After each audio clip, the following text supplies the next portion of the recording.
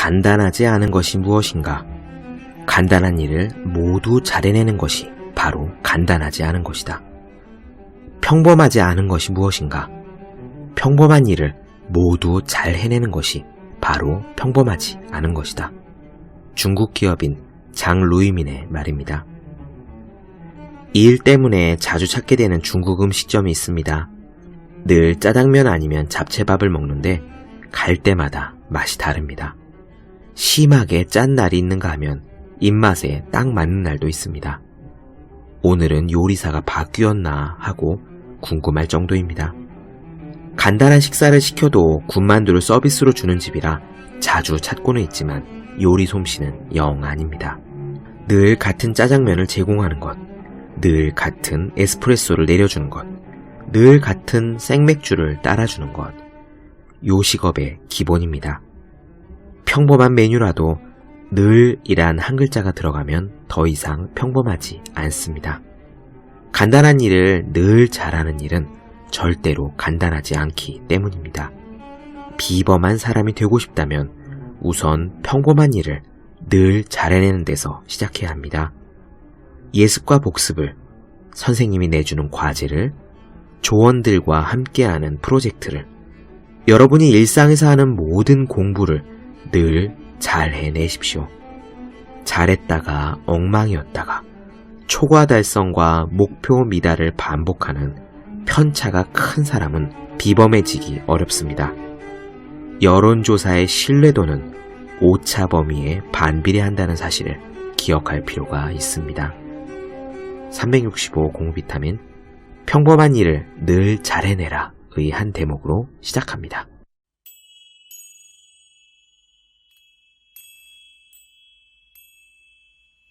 네, 안녕하세요. 본격 공부작업 팟캐스트 서울대 어떻게 공부하는가 한지우입니다. 우리는 로이 바우마이스터 존 타이니의 의지력의 재발견 보고 있습니다.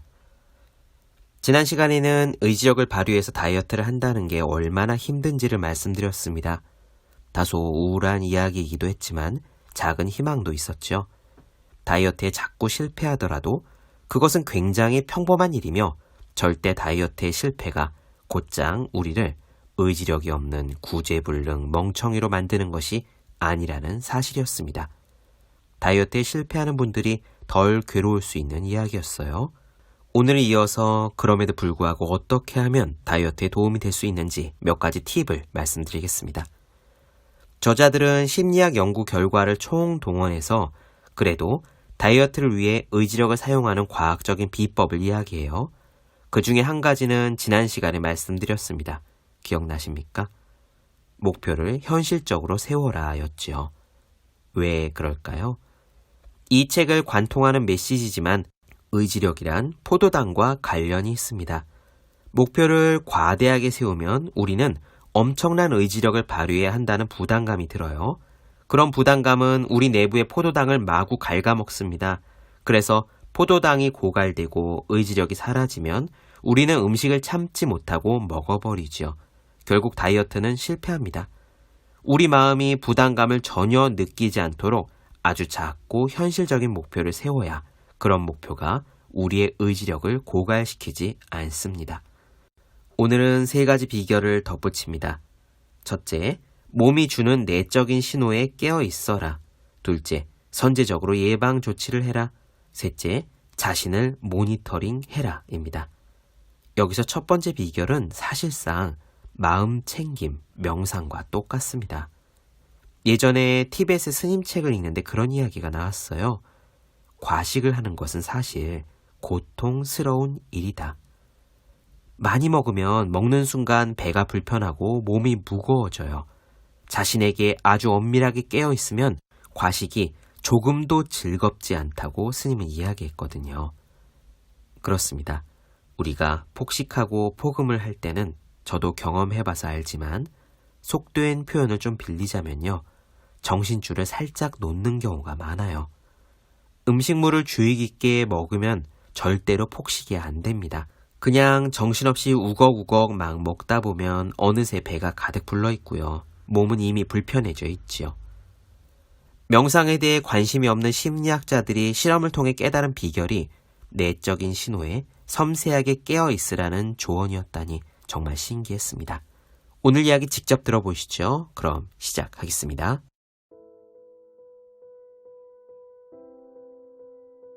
첫째, 몸의 내적인 신호에 깨어 있어라. 인간은 음식을 적당한 양만 섭취할 수 있는 선천적인 재능을 가지고 태어났다. 아기의 몸은 음식이 필요할 때면 배고프다는 감각을 통해 신호를 보낸다. 몸에 충분한 음식이 공급되면 아기들은 더 이상 먹지 않으려 한다. 불행히도 어린이들은 학교에 들어갈 때쯤 이런 능력을 잃어버리고 어떤 사람들은 지속적으로 그 능력이 저하돼서 정말로 필요한 순간에도 그것을 활용할 수 없게 된다. 과학자들에게는 왜 이런 현상이 일어나는지 오랫동안 수수께끼로 남아있었는데 본격적인 연구는 식습관에 대해 획기적인 혁명이 일어난 1960년대부터 시작되었다. 어느 날 한 실험에서 연구자들은 피실험자들에게 스낵을 먹으면서 여러 가지 설문지를 작성하도록 한 다음에 벽에 걸린 시계를 조작해서 시간을 비정상적으로 흐르게 했다. 시계가 빨리 움직이자 비만인 사람들은 다른 이들에 비해 더 많이 먹었다. 이는 시계를 보고 저녁 먹을 시간이 가까워졌다고 생각해서 자신이 배고플 것이라고 여긴 탓이었다. 자신의 내면적인 신호에 귀를 기울이기보다는 시계라는 외적인 신호에 의존해서 음식을 섭취한 것이다. 다이어트는 신체를 내부가 아닌 외부의 신호에 의존하도록 만든다. 다이어트란 외부의 규칙을 신체에 강요하는 계획이지 않는가. 그래서 다이어트를 하는 사람은 자신의 내적인 느낌이나 배고픔이 아니라 외적인 계획에 따라 먹도록 훈련받는다. 이것이 다이어트가 실패하는 중요한 요인 중에 하나다. 두 번째, 선제적으로 예방 조치를 취하라. 살찌는 음식을 눈앞에 보이지 않게 치우는 것도 한 가지 방법이다. 실험실에서 초콜릿을 멀리 두었을 때 피실험자들의 의지력이 보존된 것처럼 의지력도 보존하고 칼로리를 과하게 섭취하는 것도 막을 수 있다. 사무실에서 수행한 한 실험에서 사탕을 책상 위에 두지 않고 서랍 안에다가 넣어두자 사탕의 소비율이 3분의 1 정도로 줄어들었다. 늦은 밤에 간식을 먹지 않기 위한 단순한 예방 조치는 저녁을 먹은 다음에 바로 양치질을 함으로써 야식의 유혹을 피하는 거다. 그렇다고 해서 물리적으로 음식을 못 먹는 건 아니지만 이 같은 습관이 뿌리내리면 무의식적으로 더 먹지 않는 데 도움이 된다. 또 간식에 대한 관심도 줄어든다. 당분에 대한 본능과 다시 양치질을 하기 싫어하는 게으름 사이에서 균형점을 찾는 것이다. 또한 심리학자들이 실행의도라고 일컫는 전략을 시도해보는 것도 좋다. 이것은 생각을 조절하는 데 필요한 시간과 노력을 덜어주는 방법이다. 다시 말해 섭취 칼로리 양에 대한 소소한 계획을 짜는 대신에 파티에서 살찌는 음식을 접했을 때 어떻게 할 것인가 같은 행동 계획을 미리 정해주는 거다. 실행 의도는 만약에 뭐뭐하다면 어떠어떠하리라 라는 공식을 취한다. 나는 X라는 일이 일어나면 Y라는 행동을 할 것이다 라고 미리 정해둔다는 뜻이다. 행동 조절이 자동적으로 이루어지는 이런 방법을 쓰면 노력도 그만큼 덜 들게 된다. 그러므로 파티에서 음식의 유혹을 받을 경우에 다음과 같은 계획을 미리 세워서 스스로를 방어하라. 만약 칩 종류가 나온다면 절대로 먹지 않겠어. 뷔페라면 채소와 단백질만 먹겠어.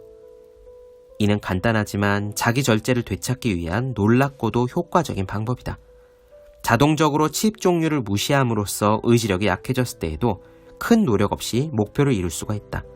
또한 칩의 유혹을 잘 넘기고 다음 음식의 유혹을 견딜 수 있는 의지력도 보존할 수 있다. 더욱 극단적인 예방 조치 방식은 파티 자체를 아예 거부하고 칼로리를 적게 섭취하거나 날씬한 사람들과 어울리도록 노력하는 것이다. 그렇다고 통통한 친구들을 외면하라는 얘기까지는 아니지만 사실 당신의 체중과 당신이 어울리는 사람 사이에는 상관관계가 있을 수 있다. 사회적 연결망을 분석하는 연구자들은 비만인 사람에게는 날씬한 사람과 마찬가지로 그들끼리만 어울리는 경향이 있다는 사실을 밝혀냈다. 마지막 세 번째, 자신을 모니터링하라. 매일 체중을 재는 사람들은 체중이 다시 늘어나는 것을 훨씬 성공적으로 막아낼 수 있었다. 또 폭식할 위험도 적었고 매일 체중계에 올라감으로써 실망을 하거나 우울해질 확률도 적었다. 매일 체중을 기록하는 게 귀찮다면 전자 기록 기능을 가진 체중계를 이용하는 것도 좋다. 어떤 저울은 체중 기록을 스마트폰으로 전송해 줌으로써 모니터링의 즐거움을 누릴 수 있도록 해준다. 연구자들은 대수롭지 않지만 이상한 미스터리, 왜 감옥에 수감된 사람들은 살이 찔까? 라는 의문을 풀기 위해 연구하던 중에 아주 단순한 관찰과 감독조차도 확연한 차이를 만들어낸다는 사실을 발견했다. 당연한 말이지만 수감자들이 뚱뚱해지는 이유는 감옥의 음식이 너무너무 맛있어서가 아니었다. 감옥에서 미식 전문 셰프를 고용할 까닭이 없기 때문에 말이다. 하지만 대부분의 죄수는 출소할 때 몸무게가 늘어난다. 코넬 대학교의 브라이언 윈싱크에 따르면 이는 죄수들이 허리띠를 하지 않고 몸에 달라붙는 옷을 입지 않기 때문이다. 상의와 하의가 원피스처럼 하나로 붙어있는 헐렁한 죄수복을 입고 있으면 일반인처럼 바지가 쪼인다던가 벨트 구멍을 늘려야 할 것 같은 느낌을 전혀 받지 않는다. 또 몸 이외에 자신이 먹는 음식을 관찰하는 것도 큰 효과가 있다. 자신이 먹는 모든 음식을 의식적으로 기록한다면 아마 섭취하는 칼로리의 양이 줄어들 것이다. 한 연구에 따르면 푸드 다이어리를 쓴 사람은 다른 방법으로 다이어트를 한 사람에 비해 거의 2배에 가까운 체중 감량에 성공했다. 또 까다롭긴 하지만 실제로 각 식품에 얼마의 칼로리가 들어있는지 기록하는 것도 꽤 도움이 된다. 먹는 행위와 가장 흔하게 결합되는 것은 사교 모임과 텔레비전 시청이다. 양쪽 다 칼로리 섭취량을 상당히 늘리는 주범이다. 연구자들은 텔레비전을 보면서 간식을 먹을 때는 섭취량이 늘어난다는 사실과 지루한 프로그램보다는 잘 만들어진 코미디나 호러 영화처럼 주의를 집중시키는 영화를 볼 때 섭취량이 증가한다는 사실을 잇따라 밝혀냈다. 또 다른 실험에서는 다이어트 중인 여성들이 영화를 보면서 평소에 3배에 달하는 간식을 섭취하는 것을 확인하기도 했다.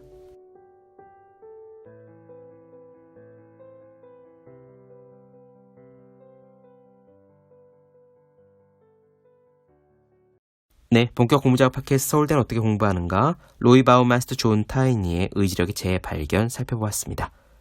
더 많은 이야기가 궁금하신 분들, 질문사항 있으신 분들은 제 유튜브 채널 서울대는 어떻게 공부하는가? 네이버 블로그 생의 즐거운 편지, 다음 카카오 브런치 한지 브런치, 인스타그램에 해시태그 서울대는 어떻게 공부하는가 검색해 주시면 좋겠습니다. 또 학생, 수험생, 취준생, 직장인 등 공부하시는 모든 분들을 위해서 어떻게 공부하는 게 효율적인 설명한 혼자 하는 공부의 정석, 그리고 책상에 올려두기만 해도 공부하고 싶어지는 365 혼공 캘린더 아직 읽지 않으셨다면 꼭 한번 읽어보셨으면 좋겠습니다. 분명 도움이 되실 거예요. 그럼 오늘 여기까지 하겠습니다. 전 다음 시간에 뵐게요. 여러분 모두 열심히 공부하십시오. 저도 열심히 하겠습니다.